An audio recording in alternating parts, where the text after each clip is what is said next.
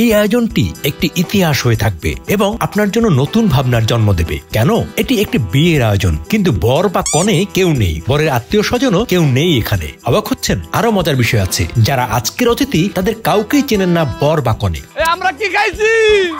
আপনার মাথায় অনেকগুলো প্রশ্ন ঘুরপাক খাচ্ছে, তাই তো? সব প্রশ্নের উত্তর একে একে দেব। চলুন আগে যাই বাজারে। সকাল সকাল বাজারে রওনা হলাম। এই দুইজনকে পরিচয় করিয়ে দিই। এই পাড়ায় যে কোনো আয়োজনের সুখ দুঃখে স্বেচ্ছাসেবক হিসেবে কাজ করেন এই দুইজন। আর যে পাড়ার কথা বলছি সেখানে কারা থাকছেন, কাদের নিয়ে এই আয়োজন, সেটাও বলবো কিছুক্ষণ পর। আপনি কানে কম শুনেন, এটা আমারে বললেন। তো অটোতে বাজারে পৌঁছে শুরু হলো তালিকা ধরে কেনাকাটা। না, আপনি হাড্ডি দিবেন না, বাস শেষ। বিয়ের আয়োজন বলে কথা, গরুর মাংস না হলে কি চলে? মাংসে যেন হাড় না ঢোকে সেদিকে সতর্ক দৃষ্টি। দোকানি বোঝালেন হাড় ছাড়া কি মাংস হয়? শুধু মাংস বেচলে হাড় তিনি বেচবেন কোথায়? এসব যুক্তিতর্কের মধ্য দিয়ে মাংসের কেনাকাটার পর্ব শেষ হলো। 1 2 3 4 5 বাজারে একজন ইলিশ বিক্রেতা পাওয়া গেল। মাছগুলো আকারে ছোট হলেও সেগুলোই দেখে শুনে কেনা হলো। আমাদের এক মালয়েশিয়া প্রবাসী বড় ভাই, উনি বিয়ে করছে। ওই বিয়ে উপলক্ষে আর কি আমাদের এলাকায় আশ্রয়কল্পের কিছু মানুষ উনি খাওয়াইবে, সেজন্য আপনার দামটা একটু এদিক এদিক করে রাখেন, একটু কমে রাখেন, যাই কিছু আমরা আপনার থেকে নেই, ঠিক আছে? মশলার দোকানে গিয়ে কেনাকাটা করে জিততে একটা কৌশল বের করলেন আমাদের দুই সঙ্গী। দোকানিকে আজকের বাজারের উদ্দেশ্য বলা হলো গরিবের জন্য একবেলা ভালো মন্দ খাবারের বন্দোবস্ত। এই কৌশল বোধহয় কাজ করলো। চাল বলেন আর আদা রসুন বলেন ওজন মাপার পর 1-2টা বেশি দেয়া হলো। তেল যেহেতু বোতলজাত তাই আর বেশি দেয়া গেল না, নইলে হয়তো দয়া পরামর্শত সেটাও ঢেলে কিছুটা বেশি দিতেন। সবজির দোকানে এরা ঘটালো আরেক কাণ্ড। লেবু, টমেটো, কাঁচামরিচ, শসা কেনার পর এই বালককে মোনাজাত ধরতে বলা হলো। সুবোধ বালকের মতো সে ক্যামেরার সামনে তাই করলো। যে বড় ভাই ছিল আমাদের এলাকার মানুষ দুটো ডাল ভাত খাওয়ার জন্য পাচ্ছে, তাকে আপনি সারা জীবন ভালো রাখেন। ক্রেতার কাছে সবজি কেনার পর এভাবে মোনাজাত ধরার অভিজ্ঞতা জীবনে তার প্রথম। হাসবে নাকি কাঁদবে বুঝে উঠতে সময় লেগে গেল। বাবু কই? পান সুপারি জর্দা না থাকলে জমবে কি করে? মিষ্টির দোকানে খোঁজ করা হচ্ছে বাবুকে। মহল্লার বাজার, ক্রেতা বিক্রেতা সবাই সবার চেনা জানা। লাল মিষ্টি, কালো মিষ্টি দুটোই কেনা হলো। আরও টুকটাক কেনাকাটা শেষে বাড়ি ফেরার পালা।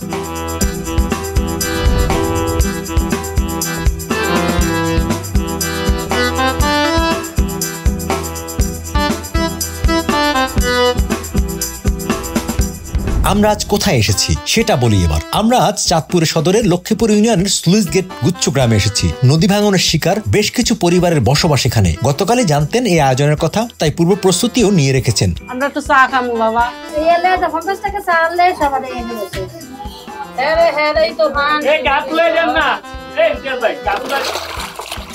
বিয়ের আয়োজন নিয়ে ব্যাপক আলোচনা তাদের মধ্যে। শুরু হলো রান্নার প্রস্তুতি। আজকের আয়োজনে আছে পোলাও, সাদা ভাত, ইলিশ মাছ, গরুর মাংস, সালাদ, মিষ্টান্ন আর পান তো থাকতেই হয়।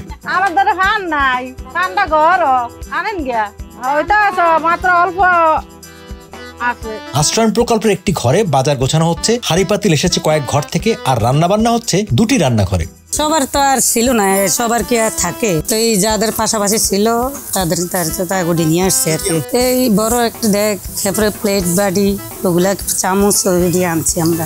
রান্না নয়, একটি উৎসব, দারুণ বিনোদন, ছোট ছোট গল্প, নিজেদের মধ্যে হাসাহাসি ঠাট্টা চলছেই। সবকিছু ক্যামেরায় ধারণ করতে পারি না। ক্যামেরা অন করলেই স্বাভাবিক গল্প আর হাসি ঠাট্টা বন্ধ হয়ে যায়। এত টপিক আর এত বিষয় তারা কোথায় পায় সেটা আমাদের কাছে একটা বিস্ময়। আশপাশে ছোট ছেলেমেয়েরা ছোটাছুটি করছে। ইলিশ ভাজার ঘ্রাণ বহুদিন পরে এ পাড়ায়। মাংসের ঘ্রাণও নাকে এসে লাগছে আমাদের।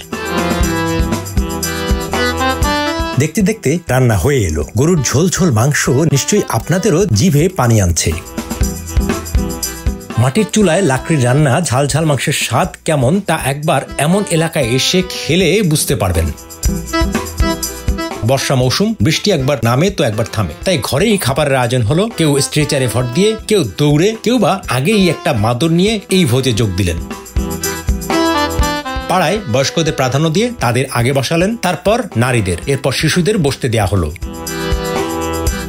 আজকের আয়োজনটা একেবারেই ভিন্ন, সেটা শুরুতেই বলেছি আপনাদের। এবার বলি কেন কিভাবে। শহীদুল থাকেন মালয়েশিয়ায়। এর আগেও তিনি একটি আয়োজন করেছিলেন চলতির সাথে। সম্প্রতি তিনি বিয়ে করেছেন। এর আগে হবু স্ত্রী এবং শহীদুল একটা সিদ্ধান্ত নিয়েছিলেন, তাদের বিয়েতে কোনো আয়োজন থাকবে না, কাউকে দাওয়াতও নয়। কারণ যে আত্মীয়দের দাওয়াত করে তারা একবেলা খাওয়াবেন তারা তো সামর্থ্যবান, তাদের এ খাবার খাওয়াটা নিয়মিত ঘটনা। কিন্তু যারা বিয়ের দাওয়াত পান না তাদের জন্যই আয়োজন করা দরকার। দেশে ফিরে শহীদুল বিয়ে করেছেন, আজ তার বিয়ের আয়োজন হচ্ছে এখানে। শহীদুল এবং তার স্ত্রী আজ আপনাদের সাথেই এই অনুষ্ঠানটি দেখছেন। কারা তাদের বিয়েতে দাওয়াত পেয়েছেন, কারা খাচ্ছেন, তাদের আয়োজনটি কেমন ছিল, এই ভিডিওতেই তারা দেখছেন। এটি একটি বিরল ঘটনা। শহীদুল দম্পতির ঘটনাটি শুধু বিরল নয়, এটি একটি দৃষ্টান্ত এই দেশের জন্য, এই সমাজের জন্য। খাবার সবাই উপভোগ করেছে, দেখেই নিশ্চয়ই বুঝতে পারছেন। খাবার শেষে আরো কত গল্প। এই গল্প থাকবে বহু বছর, কারণ এমন বিয়ের দাওয়াত তারা কেউ কখনো আগে খায়নি। আমরা এই জায়গায় আয়োজন হয়েছে বিয়ের অনুষ্ঠান আজ 6 বছর আগে হয়েছে। ইন অনুষ্ঠান করে ডেকোরেশন করে ইন অনুষ্ঠান করছি। আর সেই অনুষ্ঠানের আজ এখন খাইতে আছি আমরা আলহামদুলিল্লাহ। আল্লাহর কাছে এই লাখ লাগছে না।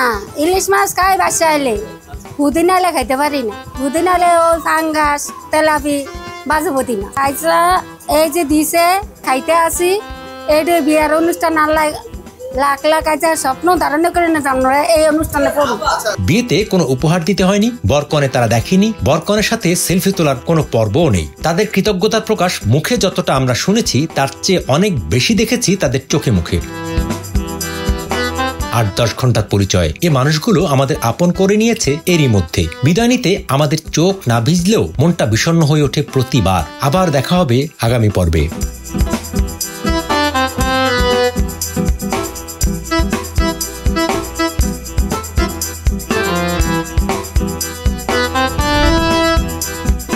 বিদায় চাঁদপুর।